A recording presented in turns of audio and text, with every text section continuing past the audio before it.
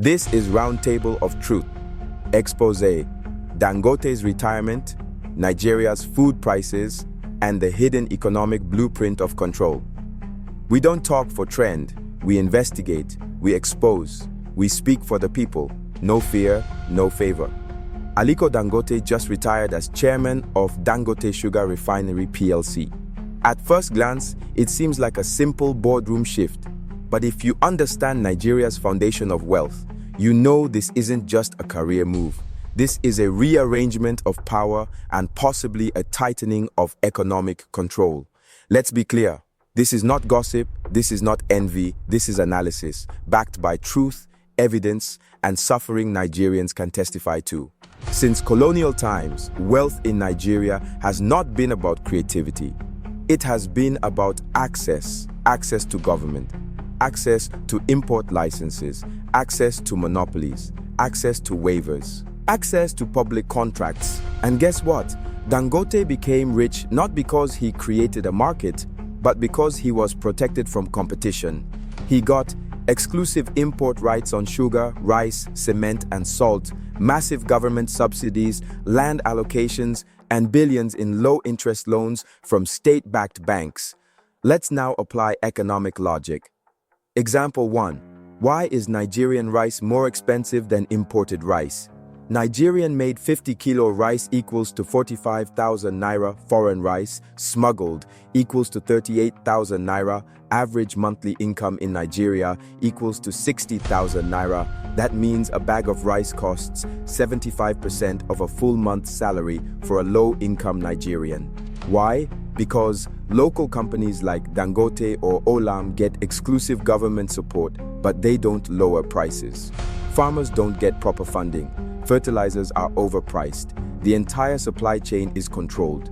Conclusion: monopoly creates wealth for the few and inflation for the many.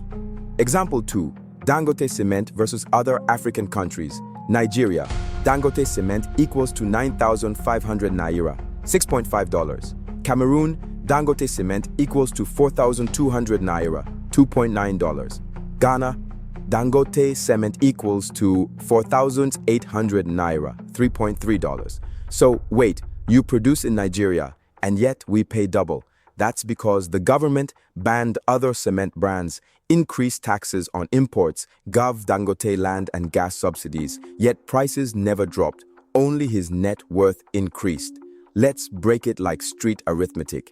If Dangote sells cement to 1 million Nigerians at 9,000 naira, that's 9 billion naira. If the government gave him 50 billion naira in subsidy and he only spent 10 billion naira in production cost, he makes 49 billion naira clean. And Nigerians are still sleeping on bare floor because they can't afford to build. So when people say he built his empire, the truth is he was given the bricks, the cement, the land, and the contract to build it. Now tell me, how is this true economic growth?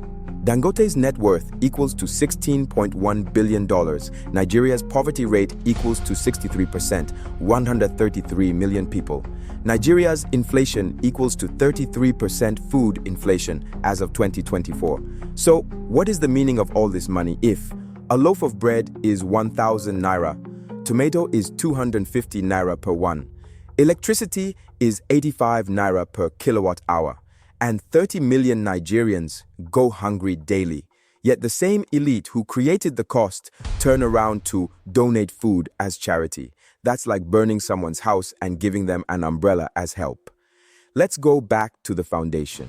The foundation of Nigerian economic power was built on control, not competition, created through alliances, not innovation, funded through public wealth, not private risk. So now that Dangote is retiring from sugar, ask, is he giving way for younger leaders, or is he freeing himself to control oil through his 20 billion naira refinery? Agenda behind the shift. Aliko Dangote's refinery produces 650,000 barrels per day.